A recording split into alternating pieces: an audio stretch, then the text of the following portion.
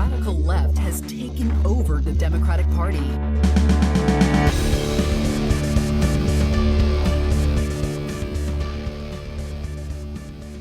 Hello and welcome to Think Progressively, covering politics and all the other chaos life has to offer. This is episode 138, recorded on Sunday, October 20th from Milwaukee. I'm Joe. And I'm Jason. And on today's episode, we give you the multitude of reasons why Donald Trump should never be president again.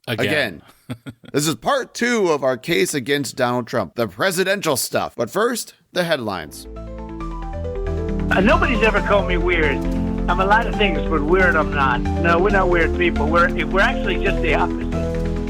In Springfield, they're eating the dogs, the people that came in. They're eating the cats. They're eating the pets of the people that live there. First up in headlines, we have a little bit of local news. Minocqua Brewing Company owner and liberal activist Kirk Bangstad was arrested for criminal defamation. Oh dear. Kirk was pulled over while leaving Minocqua. He lives in Madison. Was arrested and taken to Oneida County Jail on what he was told were 2 counts of criminal defamation with no further information given. He said he believed this is related to the civil defamation lawsuit that he recently settled with the owner and publisher of the Lakeland Times and Northwoods River News, Greg Walker. After a conservative judge ruled that Walker was not a public figure, which removed the burden of actual malice from the defamation case, a jury found that Bangstad defamed Walker by implying that he allowed his brother to die in a hunting accident in 1987 so that he could inherit the family newspaper business. Oh no. He was awarded the largest amount in a defamation suit in state history, $750,000, almost double the previous record of $450,000. After that judgment was appealed, it was recently settled out of court for $580,000, mostly paid by Kirk's insurance companies. We don't know that much about this criminal defamation, what it's exactly in relation to. I can tell you Wisconsin is one of 23 states that has a criminal defamation law. I think it's only one of a handful of states where there could be actual jail time involved, but it is rarely upheld, with only 61 cases from 1991 until 2007, according to the ACLU, and no actual charges have been filed by the Oneida County District Attorney as yet. Bangstad wrote in a press release that he plans to file a federal lawsuit against Oneida County, arguing that his arrest was unconstitutional and politically motivated. Minocqua Brewing Company brews what they call progressive beer. They're very outspoken, progressive, I guess, I would say liberal company in northern Wisconsin, which is very conservative. And he's picked some crazy fights. Yeah. With the county board and stuff too. Right. I honestly I looked at their FEC filings. Yeah.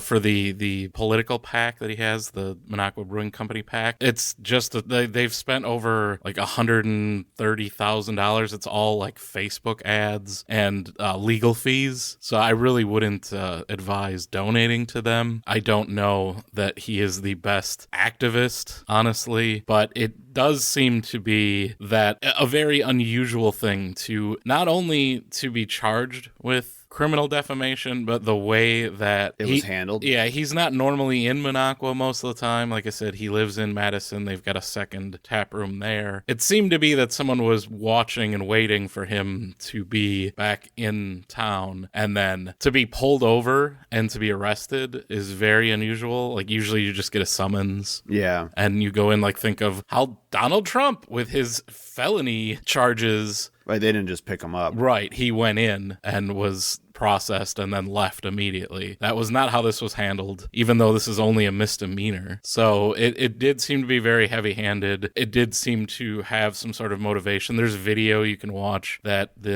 Kirk took that he's got up on Facebook, where the officer even says, like, I don't want to do this, but I've been told by the Oneida County Sheriff's Department that I've got to bring you in for criminal defamation. And you could see it's very clear that he's never heard of this before either. Right. So it is definitely unusual. And basically, outside of politics, even though it is like all related to politics, Minocqua Brewing Company has been constantly fighting with both the city of Minocqua and Oneida County, basically to keep existing there. They've had tons of legal issues. If you want to go read about that, you can, but does seem to be retribution from Oneida County to an individual over their political beliefs. And that is foreshadowing for sure of what might happen in a few weeks, depending on the results of the presidential election. And then let's move to more national news. Looking back at Hurricane Helene and the utmost damage that was done, that's still trying to be fixed and repaired. And it's not good, you guys. It's really not good. Mm-hmm. But I will say one thing that, and again,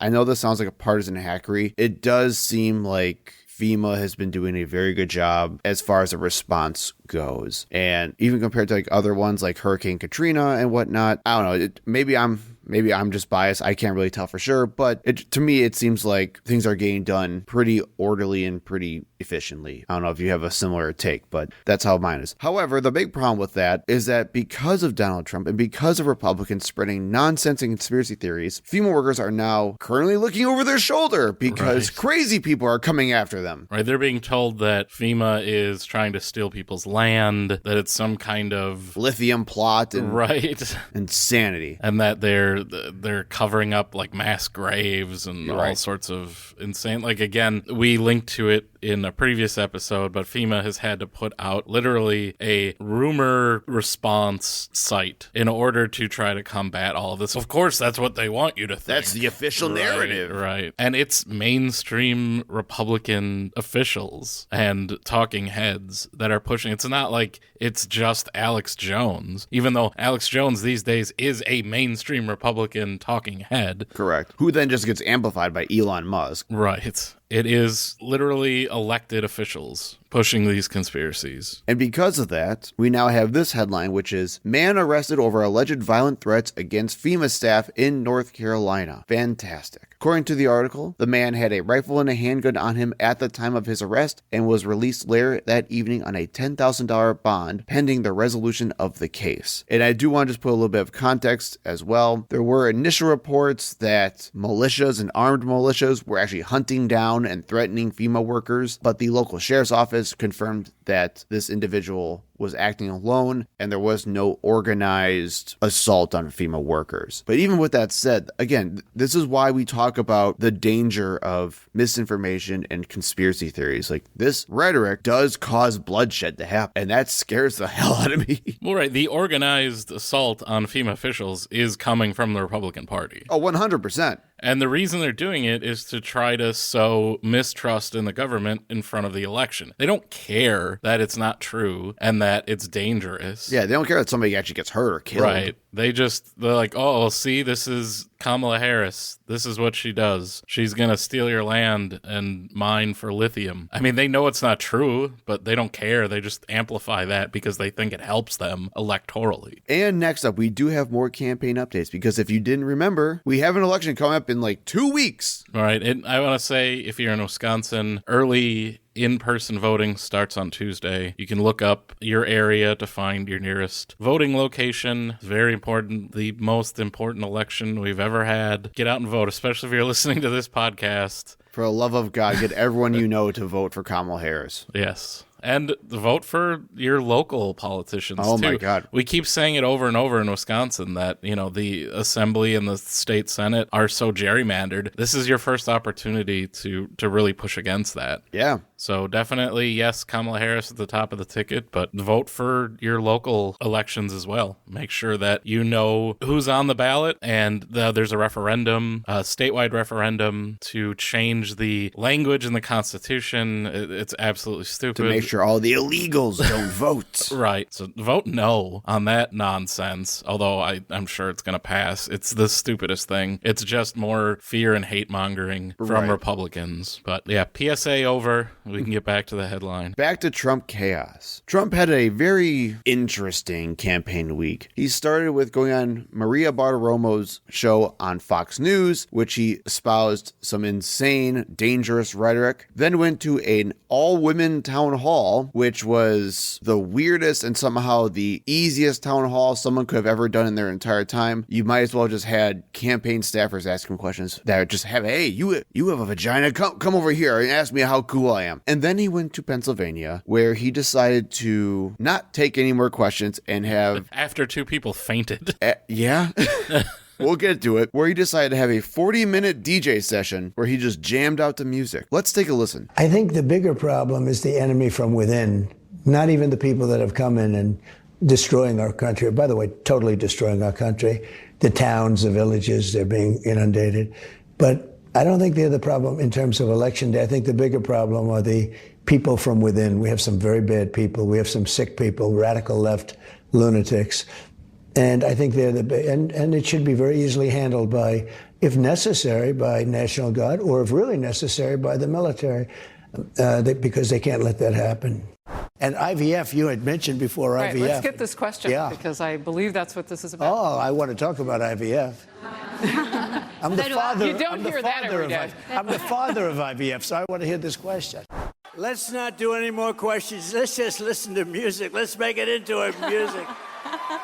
Who the hell wants to hear questions, right? And those two people that went down are patriots, and we love them. Yes. And because of them, we ended up with some good music, right? Right?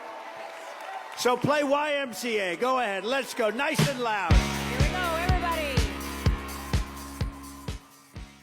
How old is Donald Trump? I believe...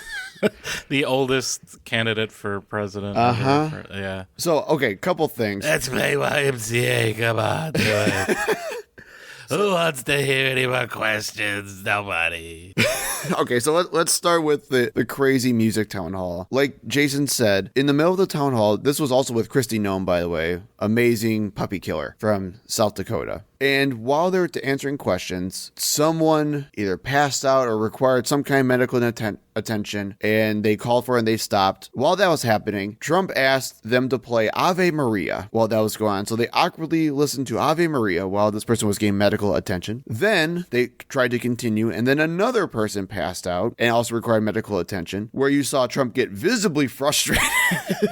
With the people passing out at his own What's rally. wrong with these people? And they then do Ave Maria again for the second one. At which point, Trump says, oh, screw it. And you heard it. Who needs more questions? Let's just listen to music. And I have the set list, Jason, and I just want to go through this set list. We have Ave Maria, Time to Say Goodbye, The most appropriate song. the YMCA, which you heard, Hallelujah, but the Rufus Wainwright edition from Shrek, which also I just have to note that Rufus Wainwright commented on it and said that it was a blasphemous act to use that song at a Trump rally. So good job, Rufus. Nothing Compares to You. This is written by Prince, covered by Sinead O'Connor. Neither one of them would have liked Trump using it. An American Trilogy, Rich Men North of Richmond, the new Republican anthem, I guess. Which that guy, again, hates them using it. And talk about irony with Donald Trump using I know. that song. November Rain. And Axel might be okay with that. I don't know. It's also like one of the longest songs that there is. I used to hate when I was... this is my like era, and I'm not a fan of Guns N' Roses really in general, but that song in particular is like one of their worst songs, at least in my opinion. When that video would come up on MTV, it's going to be on for like 8 minutes. I'm like, oh, now I got to go find something else to watch here. And of course, Memory from the musical Cats. What is this playlist? And look, like, I also want to set some of the record straight. There has been a lot of talk about, oh, is Trump losing his mind? Is he now unfit because he's just jamming out on stage? Can he just not handle questions anyway? They're trying to do the Biden thing now with it. It's like, fine, whatever. But it really did seem more like... Well, he just stood there and awkwardly swayed back and forth. Right, which was also insane. And then Kristi Noem tried to like follow along with him, and it was that's the really best part. weird looking. Like, if you have any time, just look up any montage of this thing on YouTube and watch how awkward it is for Kristi Noem to be up there. And you even heard it like in the last YMCA clip. She's like, okay. Okay, here we go, everyone. Well, just look at the crowd. They're all like staring at each other. Like, what the hell are we doing? Are we supposed to go now? What are we gonna? Or is there gonna be more questions? Or is we gonna really do this for a half hour? Well, then that was their fun part. I didn't include that clip in here, but then, like, I think during Hallelujah's going on, Trump comes in, and is like, "No one's leaving. No one's leaving. What are we gonna do? No one's leaving. I guess we just keep jamming." Because everyone thinks there's gonna be more questions. Like, it was supposed to be a town hall Q&A, and we're just gonna fly by him calling himself the father of IVF. Right. At an all-women's town hall. I'm the father. And, with that risk of sounding like a triggered lib about the enemy within thing. That's just fascism. I mean, we're used to that now with Trump. It's just your typical, I'm going to call the military on our right. own I mean, this citizens. is what we keep telling everybody that your campaign is about. I mean, I don't know if anybody's listening or believes us, but yep, this is more of that. We know. But that wasn't it for Trump's week. Then he also went on a Univision town hall to talk to Latino voters. Kamala Harris did this as well a little bit earlier on. Here are two answers from Trump regarding the Haitians eating pets and his response to January 6th. Do you really believe that these people are eating the people's pets? Thank you. Well, thank you very much. And this was just reported. I was just saying what was reported. That's been reported. And eating other things, too, that they're not supposed to be. But this is, all I do is report. I have not, I was there. I'm going to be there. And we're going to take a look, and I'll give you a full report when I do. But that's been in the newspapers and reported pretty broadly. I am a Republican, no longer registered, though. I want to give you the opportunity to try to win back my vote. Okay. Your, let me say, action and maybe inaction during your presidency and the last few years sort of, was a little disturbing to me. What happened during January 6th and the fact that, you waited so long to take action while your supporters were attacking the Capitol. The vice president, I disagree with him on what he did. I totally disagreed with him on what he did. Very importantly, you had hundreds of thousands of people come to Washington. They didn't come because of me. They came because of the election. They thought the election was a rigged election, and that's why they came. Some of those people went down to the Capitol. I said peacefully and patriotically, nothing done wrong at all, nothing done wrong. And action was taken, strong action. Ashley Babbitt was killed. Nobody was killed. There were no guns down there. We didn't have guns. The others had guns, but we didn't have guns. And when I say we, these are people that walked down. This was a tiny percentage of the overall, which nobody sees and nobody shows. But that was a day of love from the standpoint of the millions. It's like hundreds of thousands. It could have been the largest group I've ever spoken before. They asked me to speak. I went and I spoke. And I used the term peacefully and patriotically. If you look at the Democrats, what they say, you look at Maxine Waters and you look at Hillary Clinton and you look at what they say, and they don't put that on. They only put Republicans on. But they couldn't get me because of the fact that I said everything's got to be peaceful and patriotic, and we'll see how it all works out. But I think that we're right now in another election. All I want is honest elections.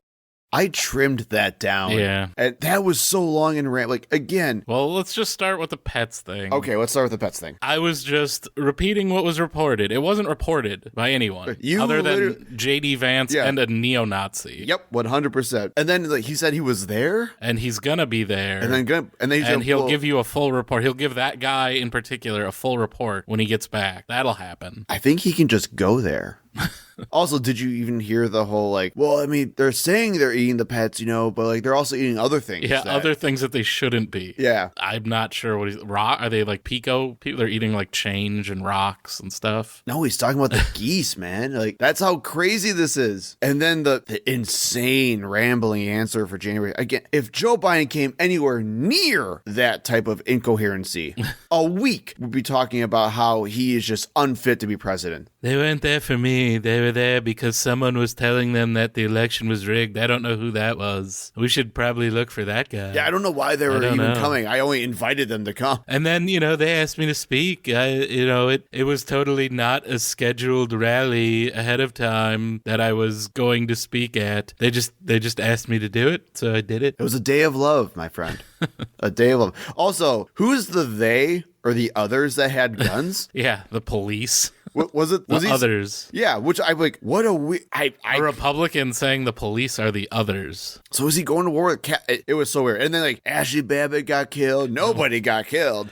I think he means that no police were killed, but didn't 3 police officers die? But again, it sounds like he's saying it as they just had a war or had a battle, right. Not hey, the police tried to keep order at the Capitol. It was more of well, one of our guys died, but they didn't die. What the hell? And I mean, one DC police officer was literally held down and tased until he had a heart attack. Right. It was just a day of love. Day of love. And he always with the Ashley Babbitt thing, she was just shot in a crowd or something. She was literally breaking through a security door to try to get at senators who were being escorted by police. Yep. So yes, she was shot in defense of the United States elected representatives who the armed mob was literally trying to lynch. That is, what can you do in that situation? Right. And I disagree with what the vice president did. And what he did was uphold the results of the election. Again, which was the most minimal thing he could have done. And was his sacred duty as the vice president. Right. Which also, just to reiterate, he upheld the Constitution. We should kill him. Right, which is also something that J.D. Vance said that he wouldn't do. He would not have done. You can be very clear about that. I also want to quickly talk about, just so we don't always just talk about Trump. Harris recently went on Fox News to talk to Bret Baier, where, I don't know, man. And I didn't see any of this. We don't have any clips. It's fine. I just want to quickly mention it. But the big things that I took away from that interview was, number one, Bret Baier was extremely combative, where he definitely took the position of he wanted to argue more than interview, which we've seen people do that before too.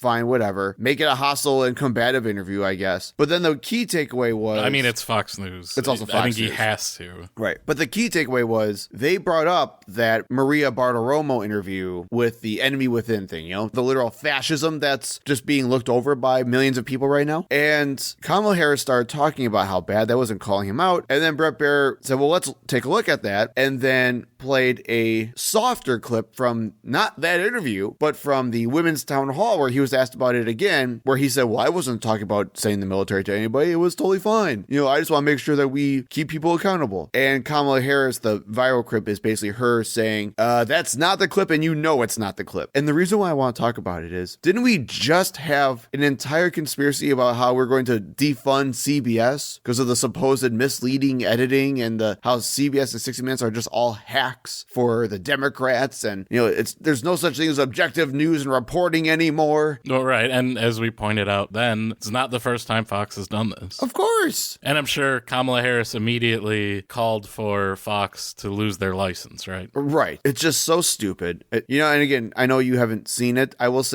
overall, Jason, she did well for a Fox News interview. But do you think Kamala Harris should have even gone on Fox to begin with as a general? I wouldn't have personally, but they're trying to appeal to Republicans more than they are to Democrats in the weeks leading up to this election. Right. So that's their choice. We'll see how it goes. Right. I don't know. Stop giving them any legitimacy. That what they are. Stop pretending that they're anything that they're not. It just frustrates me.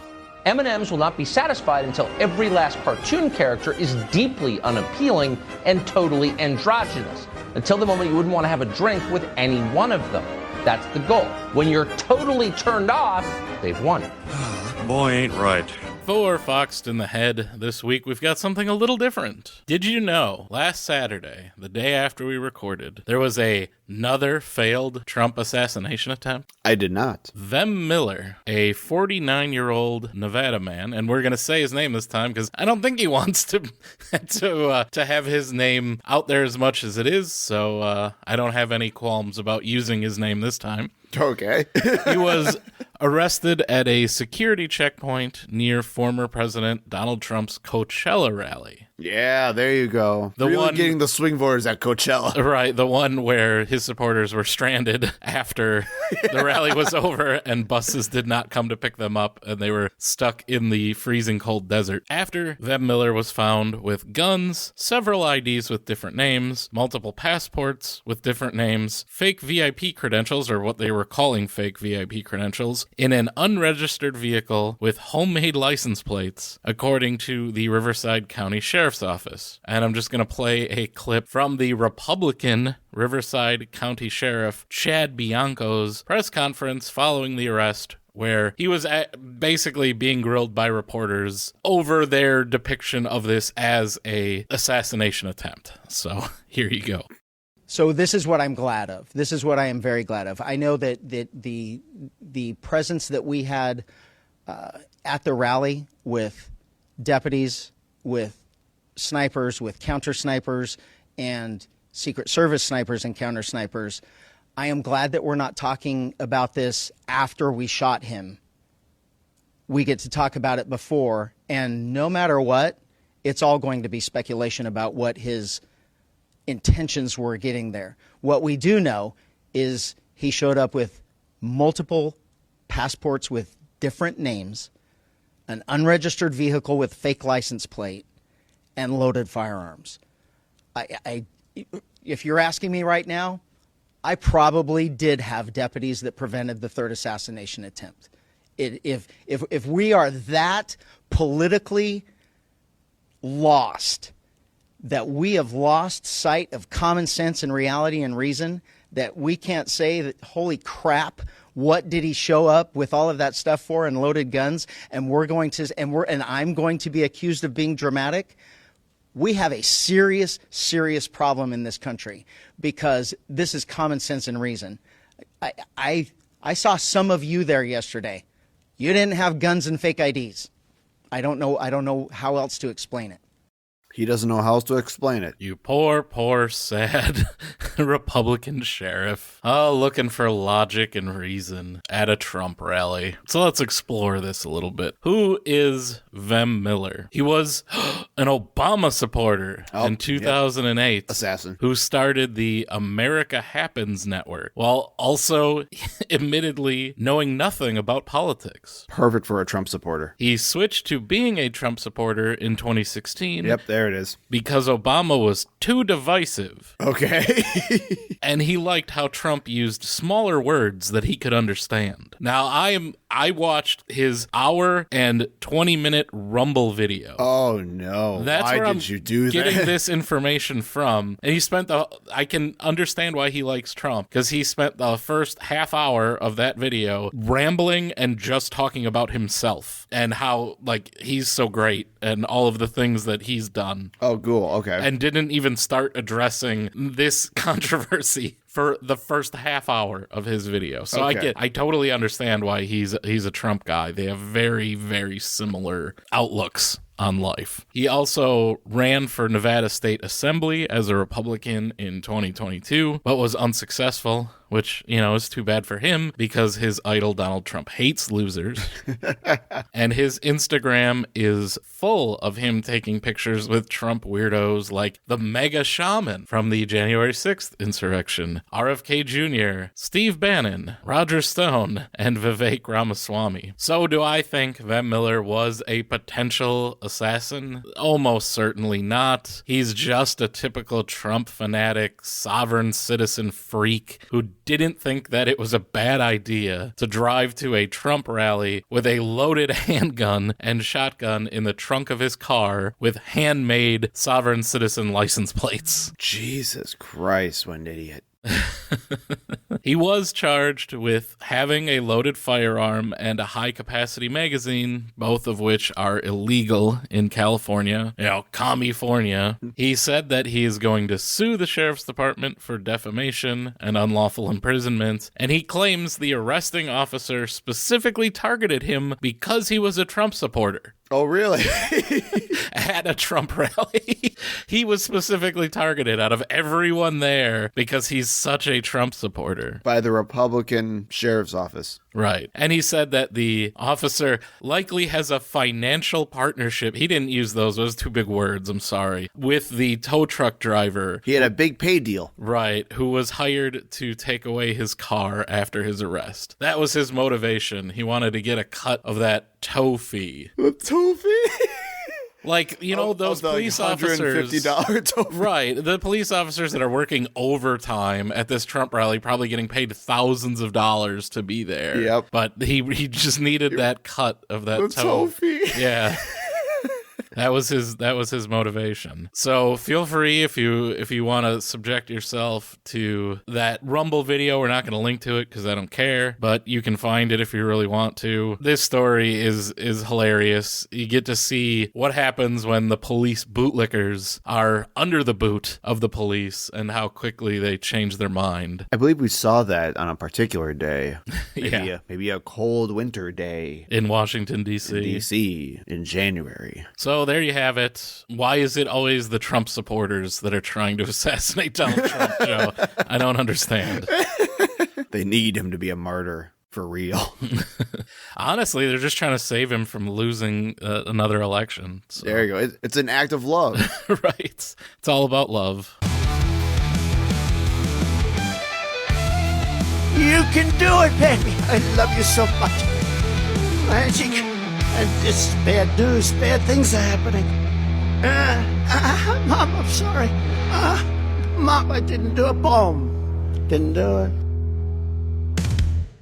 So let's get into our main segment. We already talked about last week about how Trump was a scumbag and how you should never elect him as president because of the things he did outside of his office. But now let's talk about the things to remind you of all the crazy crap that happened while he was in the White House. And these are not in chronological order. They're kind of random. And just like when I came up with them, I put them down in the outline. So you'll have to bear with that. But here we go. It is a long list.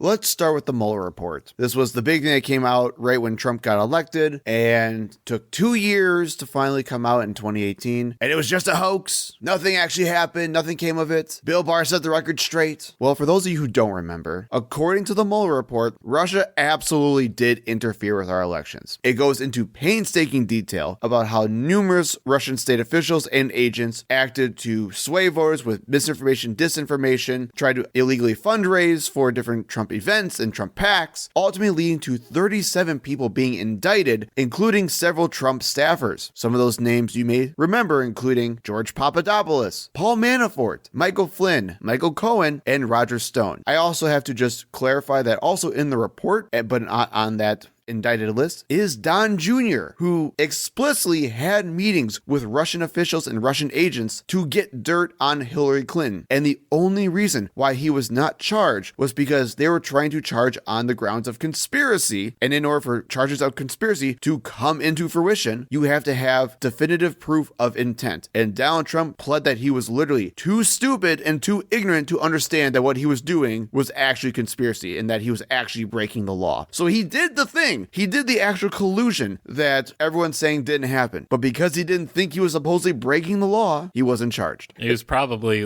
coked out of his mind anyway. Right. So. And for those who don't remember, Trump also later pardoned Michael Flynn, Paul Manafort, and Roger Stone, which, by the way, Michael Flynn is currently being considered for the Trump administration again. Yeah, so. and Michael Flynn is insane. Oh, yeah. He has gone full QAnon. Like, he did the whole pledge. Oh, sure, yeah. Yeah, he recorded his QAnon pledge and all that stuff. He is completely insane. Yes. Or should I just say he's a Republican? Next, let's talk about the Supreme Court appointments. As everyone knows, he had the stolen Supreme Court seat when Turtle, Majority Leader of the Senate, Mitch McConnell, refused to take a vote on now Attorney General Merrick Garland's appointment to the Supreme Court by Barack Obama. Instead, unconstitutionally, they held off and waited for the next president, who turned out to be Donald Trump, who then appointed Neil Gorsuch. Because remember, we couldn't have an appointment so close to an election because we have to make sure the people decide who's on the court. Right. And keep a pin in that because that's going to come up in about 2 minutes. Then we also had Brett Kavanaugh. Tony and Squeeze, best buddy. He likes beer. Who there will be books written about where he came from and all of the weird behind the scenes. Alleged rape? Well, there's that. Okay, so obviously, if you remember during the confirmation hearings, the rape allegations that came out, and supposedly that at the direction of the White House, the FBI did not investigate those allegations. But there's also the issue of Brett Kavanaugh having a lot of debt that magically disappeared when he became the nominee for the Supreme Court. And thanks to Susan Collins and Lisa Murkowski believing that Brett Kavanaugh would indeed uphold the precedent, the stare decisis, in the Roe v. Wade decision, he became the second Trump appointee. And then, just months before the 2020 election, we had another opening with the death of Ruth Bader Ginsburg and the appointment of Amy Coney Barrett, who was speedball fast-tracked through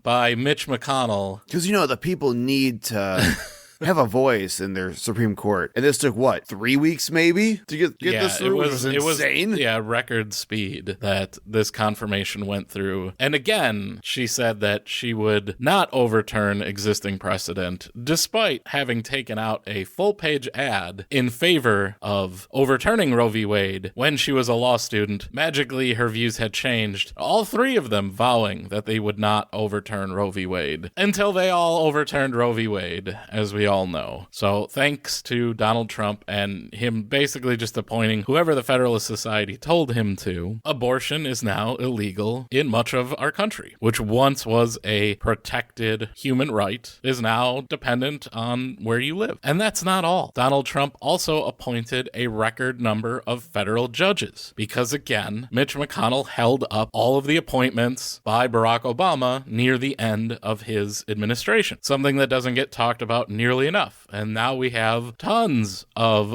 unqualified federal judges. You may have noticed one of them in the news in the last couple of years, Eileen Cannon out of Florida. It's also worth noting that Trump leads presidents in appointments rated as unqualified by the National Bar Association. And also for reference, Biden and Obama have 0 judge nominations rated as unqualified. So when I hear people say, oh, it's a myth that, Trump isn't actually putting bad people into the system, nope, he absolutely is just putting a bunch of Federalist hacks who are willing to do whatever they want and just destroy any idea of justice in this country. And these are lifetime appointments. Absolutely. I didn't really become aware or even care about the courts until Donald Trump took office and realized how bad it actually was and how insane these people were. Mm-hmm. And this is another argument against not voting third party. I can't. Kamala Harris supports genocide. I can't vote for. It's not just the president that you're voting for. You're voting for all of the people that she would then put in office. And that definitely, it's probably the biggest thing that includes is the judicial branch. Supreme Court appointments. Clarence Thomas is getting up there in age, and he might not be the only opening relatively soon on the Supreme Court. I guarantee you, if Trump wins, they'll retire so that they can be replaced by someone much younger, much like we saw with Gorsuch, Kavanaugh, and Coney Barrett. So that's very important. And then also, like we said, all of these federal appointees that are going to be open, that we would rather not see more Eileen Cannons out there. Yep. So keep in mind also, just as a fun little thing, I also believe Eileen Cannon was actually rated as qualified. It wasn't like well qualified. There's like this weird system they do, but it was like the step that like barely passes the test. So for what it's worth, even though there was only so many unanimous unqualified candidates that Trump has, just picture all the crazy qualified ones that still somehow make it through. So maybe swallow your convictions a little bit and do what's best overall for the country in a couple weeks. Next, let's talk about general corruption and the emoluments clauses. Well, first, the emoluments clauses basically say that a president should not make money due to his time in office. And that means if you have a business that you could, use your power as the president to gain monetary value for your business, you shouldn't be allowed to do that. And also, you should not be allowed to get money and hence be influenced by foreign powers during your time in office. And Trump has shattered both of those. There were multiple lawsuits that were brought up because of his time in office, the number of businesses he has internationally, which he put in trusts while he was the president. It's still obviously controlled. All of those lawsuits were dropped once Joe Biden became the president. He instructed the Department of Justice to halt those investigations, because everything's a witch hunt and Joe Biden was just trying to attack Trump. Yep. You also had numerous reports coming out saying that Trump has been pushing for all international travel going to staying at his own resorts and facilities. Right. Well, that was time, so he got extra paybacks from that was time, especially for all the staff and Secret Service staff who would be staying at his own places. And he definitely did that internally. There's an external emoluments clause and an internal domestic. Mm-hmm. And he clearly violated the domestic one every time. He went golfing every weekend while he was president after criticizing Obama for going golfing too much. He shattered every record for a president going on golfing trips. And constantly, he would only go to his own properties and then charged the Secret Service rooms and fees for being there that he then profited from. Well, he also pushed to have international conventions like the G7 summit and things like that come and stay at his properties. Yes. And you also said rallies and campaign events that he would charge way over standard pricing. Yep. It also is worth knowing because you also said be influenced to foreign powers, where there were numerous reports and numerous stories about how Saudi officials would spend tons of money buying out and taking out these Trump rooms in these places all over the place, supposedly staying at these Trump facilities, but actually having no one actually stay in those rooms just so they could funnel money to Trump. Yes. And it's all fine. Nobody cares. Well, and I even have more because he also pardoned Charles Kushner, the father of Jared Kushner, which is Ivanka's wife.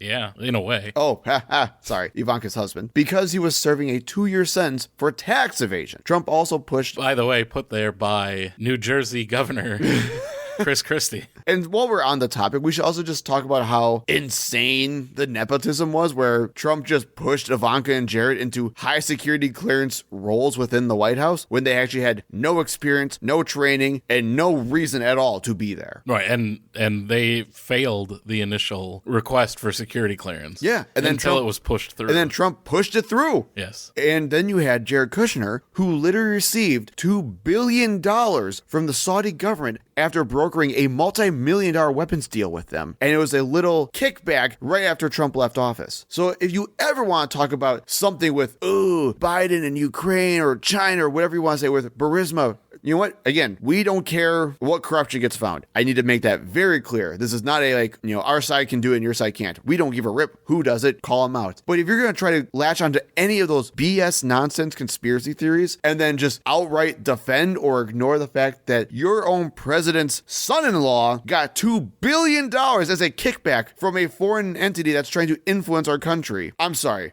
How can I call you anything other than hypocritical? And that brings us to the Muslim travel ban. Executive Order 13769. Super catchy.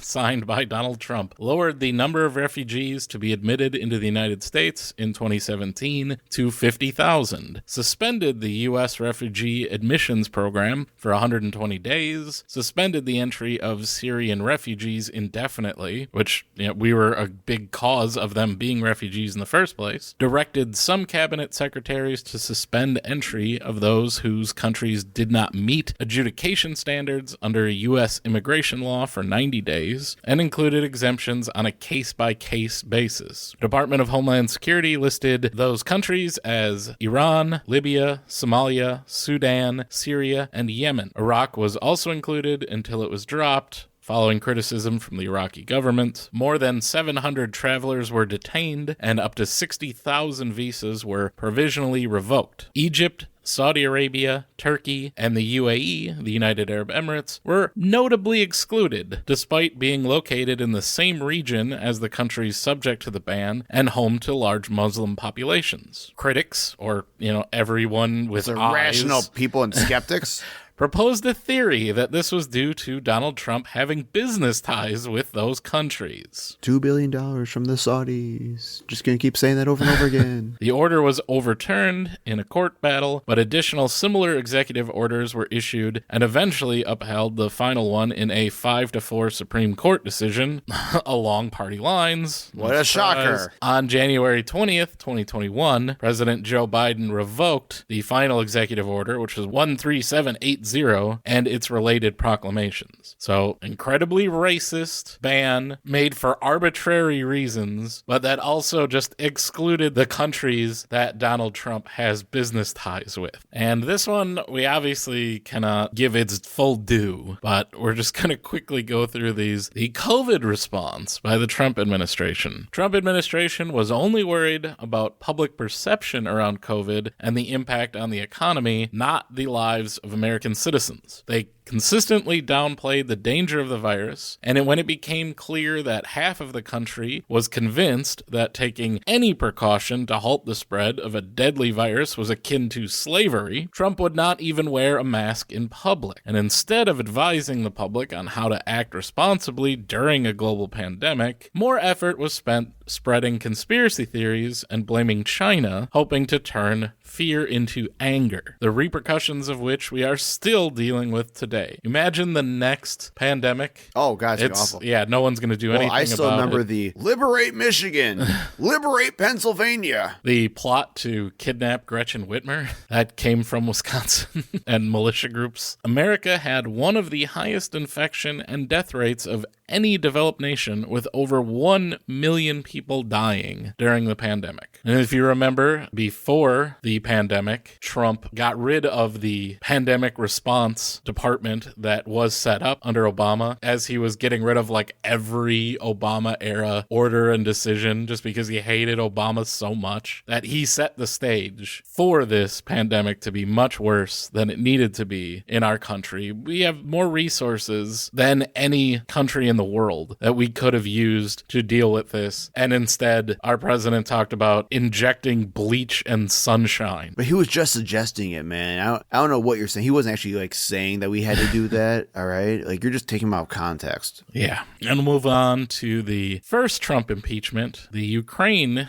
investigation into the Biden crime family. Trump blocked payment of a congressionally mandated $400 million military aid package to Ukraine in an attempt to obtain quid pro quo cooperation from Ukrainian President Vladimir Zelensky. Contacts were established between the White House and the government of Ukraine, culminating in a call between Trump and Zelensky. This was the perfect phone call. On July 25th, 2019, in which Trump demanded that Zelensky publicly announce an investigation into the Bidens and work with Attorney General William Barr and Rudy Giuliani, who were tasked with digging up information to damage Joe Biden's 2020 campaign. Only because of a Republican majority Congress was Trump not removed from office after this. Correct. He should have been. This was treason. The president does not control congressional payments for military aid to other countries. The president cannot use that to try to gain a political advantage in his re-election campaign. That should have been it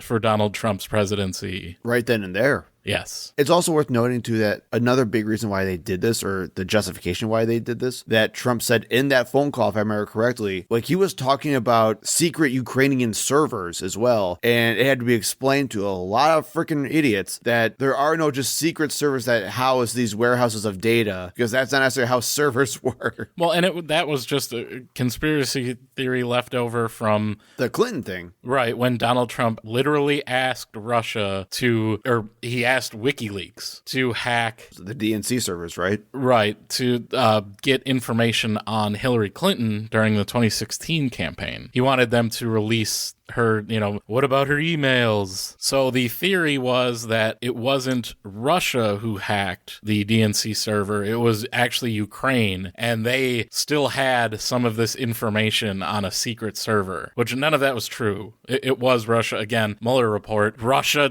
influenced the 2016 election. So that's where that was all like a conspiracy theory. Donald Trump's a big conspiracy guy. He believed it. Well, this also goes back to, again, this is why fact checking can be so tough, because back then, like, this is what we were talking about, this is what we were researching. But when you go down these conspiracist rabbit holes, it's so hard to remember all of the freaking, like, rabbit holes you have to go down. This was also like the thing where they were pushing the one videotape of Biden at that conference. It's like, see, he talked about the corruption. Do you remember that? Not specifically. Oh, this basically came down to like how he was trying to hold people from Burisma accountable, and with the firing of, I think it was like of the AG in Ukraine or something like that. Right. So the theory always is that they fired the AG because he was going to investigate Burisma, right? And because Biden's son worked there, and all the ties they had and all the corruption that was their keeping Burisma safe, when the truth is exactly the opposite. Yeah, and that the AG was corrupt and was protecting Burisma.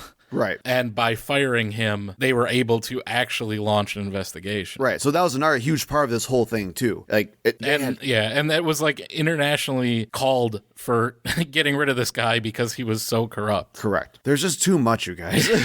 We're gonna keep going. We're gonna storm through all this. The Unite the Right rally. Remember when Donald Trump called a neo-Nazi fascist riot in which they were holding tiki torches and saying they will not replace us as they were marching in the streets, and then later a counter-protester was killed by somebody getting run over them with their car? Right. And he said there were very fine people on both sides. And I'll include a link here. You can read the transcript. There's been a huge revisionist push by the right saying, like, it's a myth. He didn't actually like say that he was calling neo-Nazis very fine people. It was just the people protesting against the removal of the statue, which included all the neo-Nazis. So yeah, don't fall for the bullshit. There's also the Trump immigration policy of separating families at the border. Yeah, this was the kids in cages. Yes. Where we put literally children in cages and stuffing them in overstuffed, like,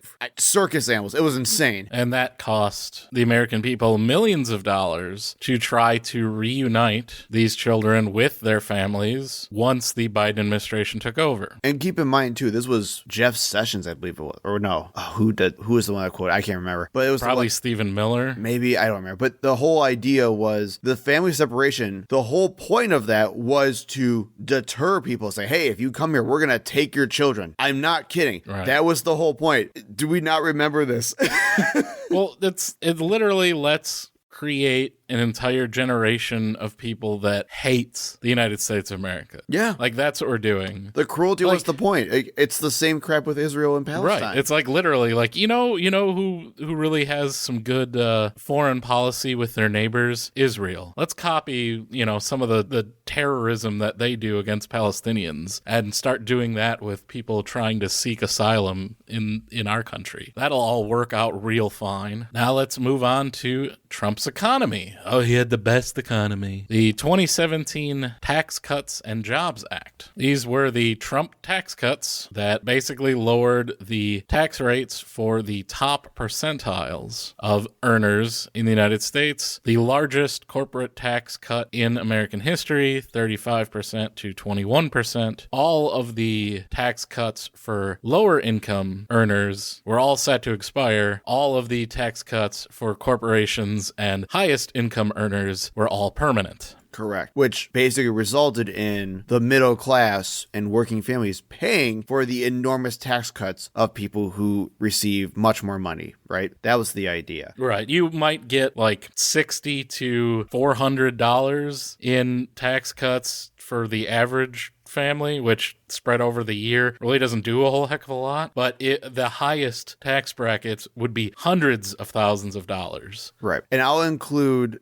a link here from MarketWatch that basically talks about a recent analysis that was done about the fact that Trump wants to make those tax cuts permanent now, and how middle class families are going to suffer on those tax cuts, while 95% of those tax cuts are going to go to households making over $450,000 or more. It's also worth noting that these tax cuts also didn't even sustainably help our country either. The Congressional Budget Office reported that these cuts would increase our national debt by about $2 trillion by 2028. They also reported that the cuts would boost the economy temporarily over a couple of years that, Trump was president for, but then quickly fizzle out within a decade, meaning those tax cuts were not sustainable with the gigantic costs that were associated with them. And while we're on that as well, let's talk about the fact that Trump dramatically inflated our national debt for all the conservatives and moderates who are so worried about our national debt for the country. The national debt rose by $8.4 trillion while Trump was in office. Now, to be fair, $3.6 trillion of that was used for COVID relief. So I don't want to necessarily talk about that. So if we're looking at strictly non-COVID relief, that still means Trump doubled the amount of debt with $4.8 trillion added than Biden accrued during his administration with $2.2 trillion.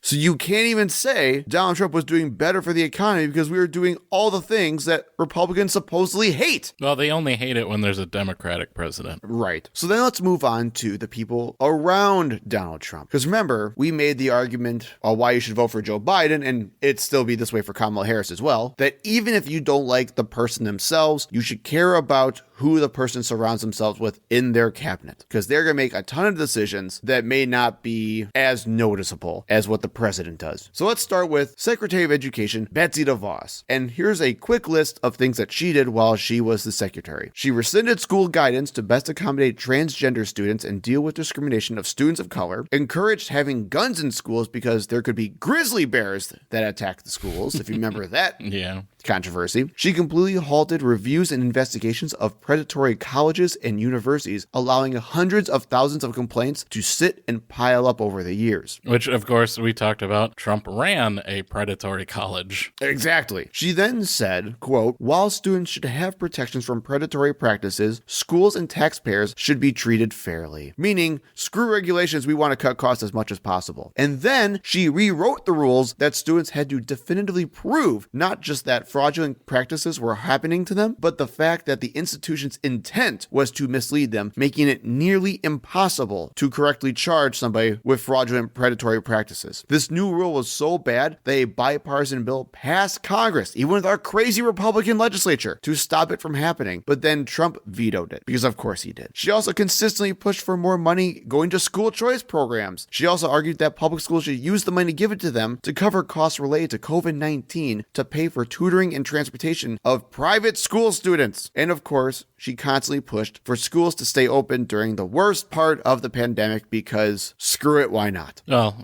who cares if teachers die? They're replaceable. We don't have, a huge teacher shortage in this country the way it is. We just have all of these people lining up to be teachers these days. Yep. Next up, we have Mike Pompeo, the radical Christian nationalist who literally wants to bring about the rapture through warfare. He recently described politics as a, quote, never-ending struggle until the rapture, and had the State Department produce a report of unalienable rights that emphasized Christian Protestantism and required one to have a religion at all to have religious freedom. So, Jason, screw us. Yep. And like I said, he was an absolute war hawk, making multi-billion-dollar arms deals despite all high-level officials saying to not do it, and then only telling his team at the State Department to come up with a reason to justify that sale after it happened. It's also worth noting that Mike Pompeo also spent $65,000 of taxpayer money to court and treat Republican donors and influencers to dinner. So, cool. More awesome corruption. And then he also, of course, cozied up with the Saudi government, especially after Jamal Khashoggi, the Washington Post journalist who was killed by the Saudi government, was murdered, and said that he wasn't actually that great of a journalist anyway.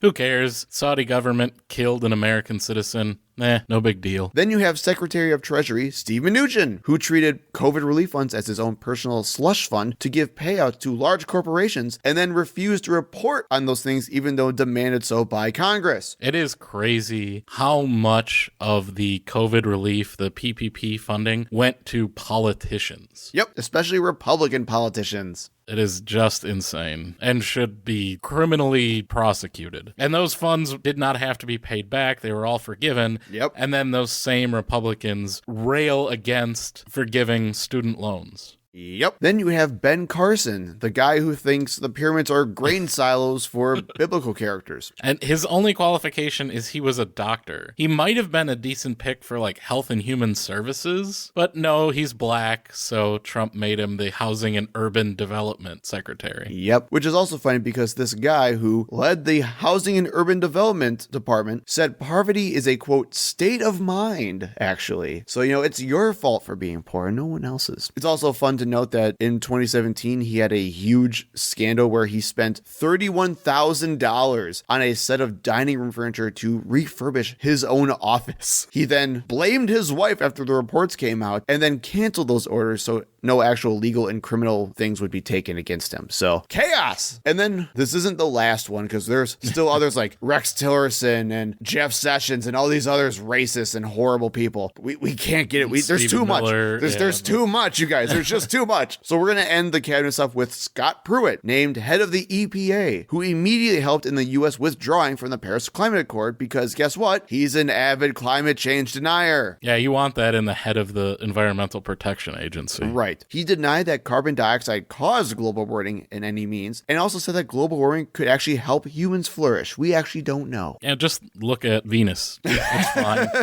While in office, he slashed the EPA's budget by 30%, forced out more than 700 employees, lowered Obama's fuel emission standards to make sure our cars produce more toxic gases, which all led up to 13 federal investigations of corruption and lying to Congress, and him ultimately resigning after 1 year for being one of the worst EPA heads of our time. Well, he kept spending money on private travel. That too. And charging it to the government. That's what ultimately why he resigned, is because of that scandal of him getting the government to pay for all of his personal travel expenses. Which, the head of the EPA flying everywhere constantly that's only under the Trump administration. Right. Now I want to kind of close things out with a dichotomy of the tale of two protests. First, we'll talk about the George Floyd and police brutality protests following the murder of George Floyd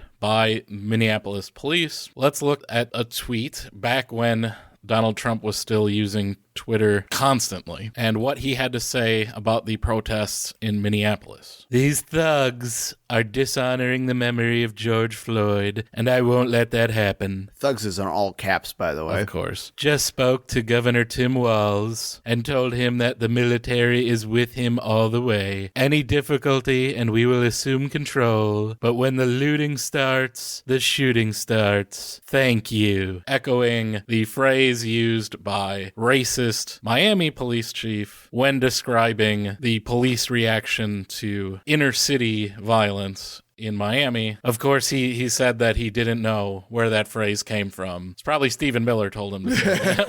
But that's a president saying that about American citizens. Yep. And then, during police brutality protests at the White House, great job last night at the White House by U.S. Secret Service. They were not only totally professional, but very cool. I was inside, watched every move, and couldn't have felt more safe. They let the protesters scream and rant as much as they wanted, but whenever someone got too frisky or out of line, they would quickly come down on them hard. Don't know what hit them. The front line was replaced with fresh agents like magic. Big crowd, professionally organized, but nobody came close to breaching the fence. If they had, they would have been greeted with the most vicious dogs and most ominous weapons I have ever seen. Ominous weapons? That's when people would have been really badly hurt, at least. Many Secret Service agents just waiting for action. We put the young ones on the front line, sir. They love it, and good practice. As you saw last night, they were very cool and very professional. Never let it get out of hand. Thank you. On the bad side, the D.C. Mayor, Muriel Bowser, who was always looking for money and help, wouldn't let the D.C. police get involved. Not their job. Nice. The dude's a lunatic, man. Yes. This is the President of the United States commenting on protests by American citizens. Yep. And encouraging more police brutality. And,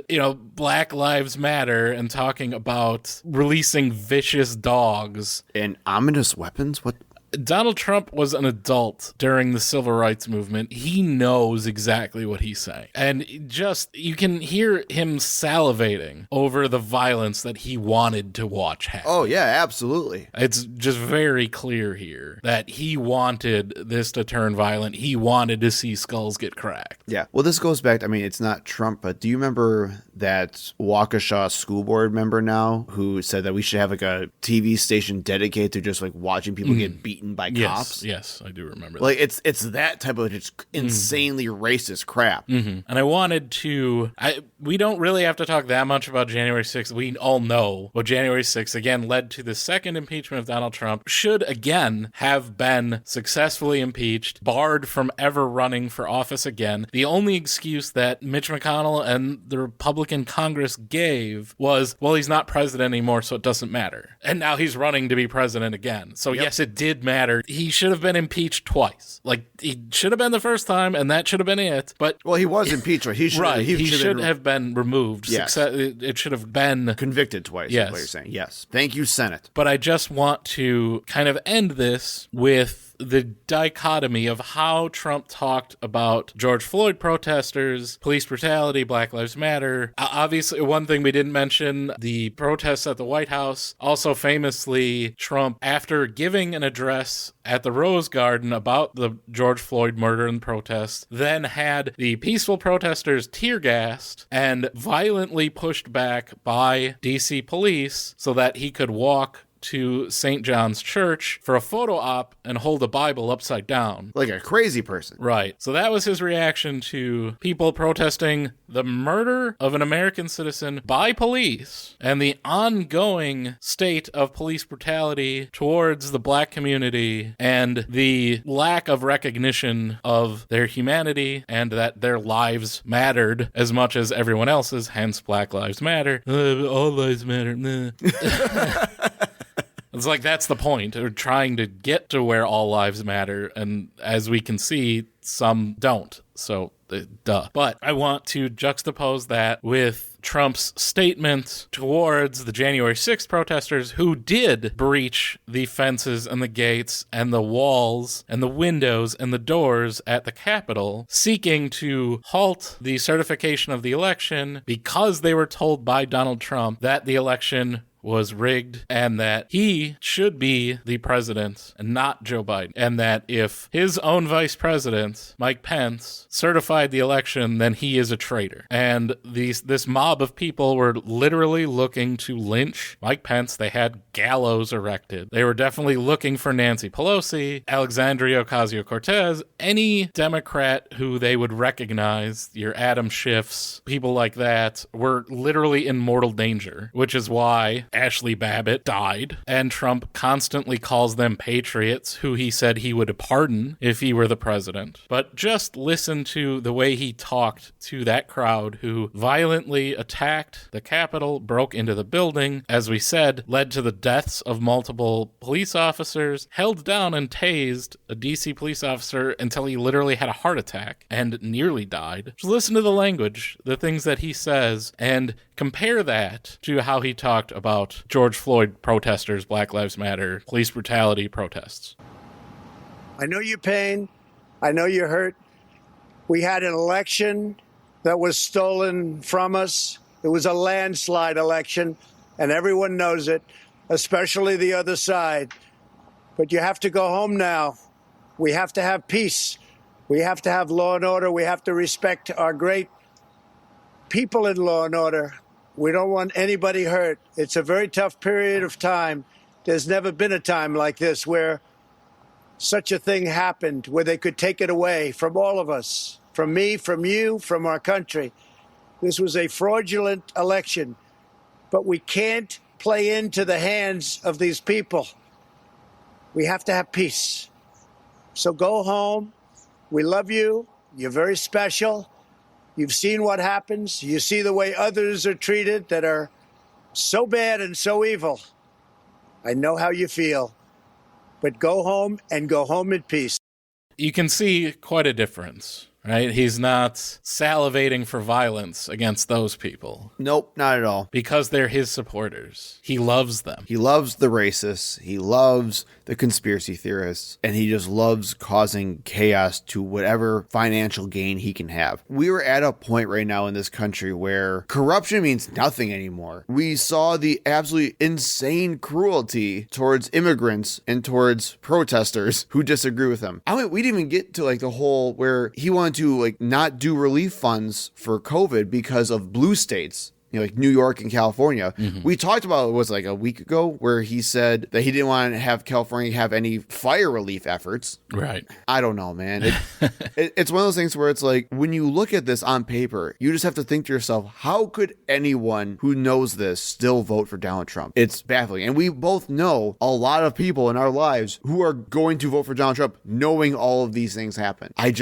He cannot be president again. He just can't. And if this is, again, I've said this over and over and over again, especially during the 2020 election. If this is what happened during his first term, where re-election was at least in the plan, where he had to be at least a little bit more tame, imagine what's going to happen where he's in his second term, where he doesn't care at all at this point. Right. He has nothing to lose. And you can tell, like, he's not gotten better. Right. He's still screaming about voter fraud and still screaming about this stolen election. Yeah, he refuses to accept that he lost a fair election. Right. He's getting more belligerent. He's getting more racist. He wants to now explicitly weaponize his own departments to go after Democrats and liberals. We just saw the enemy within stuff today, for God's sakes. So he sounds more and more like a fascist dictator. With each and every day. So please send this to somebody, do what you can, talk to somebody, get them to, if they're leaning about voting for Donald Trump or not, do your best to get them to vote otherwise, because you just can't have this in the White House anymore. And I don't know if our country will survive 4 more years of Donald Trump. And I hate saying crap like that because I feel like I'm being too hyperbolic. Right. I literally hate saying because we barely survived his first term. I mean, all it would have taken is the January 6 people to be able to push through that door and get a hold of several members of Congress. Yeah. Or honestly, all it would have taken is the aides in Congress not having the wherewithal of grabbing all of the certified, I don't want to say ballots, they weren't ballots, but the paperwork that went along. Yeah, the electoral ballots, at least, yeah. And grabbing that box and taking it with them. Had they not done that, there would have been a constitutional crisis had the crazy Trump supporters gotten a hold of those documents. Yes, but it's this notion that, same with January 6th, same with COVID, and same with the Trump presidency in total, what we lived through was terrible. But for some reason, it just wasn't terrible enough. COVID wasn't deadly enough. January 6th wasn't deadly enough to get people to care. I can't do that again, man. So please do whatever you can. Get people out to vote, even more so than trying to convince your crazy Trumpy uncle to vote for Kamala, because that's probably not going to happen. Try to talk to your cousin or your friend who's still thinking about maybe voting third party for like Jill Stein or RFK, because those people are just as freaking crazy. Yeah, I mean, RFK is literally on Trump's team. And get them to at least vote for Kamala Harris. It's going to matter to them. And this was just in one episode. There's so much more. Oh yeah, again, just like the personal stuff could have been 3 episodes on its own. The presidential stuff, we could be talking about it from now until the end of the year. It's bad. It's really bad. So please get this to somebody so they can hear all the crazy nonsense. Give them both parts. I don't know. And then just get everyone you know to vote for Kamala Harris. And vote down ballot. Totally second that. Thank you for listening. We hope to see you in the next episode. You can find us on Facebook and Twitter at ThinkProPod. You can email us at thinkpropod@gmail.com. And remember, when in doubt, think progressively.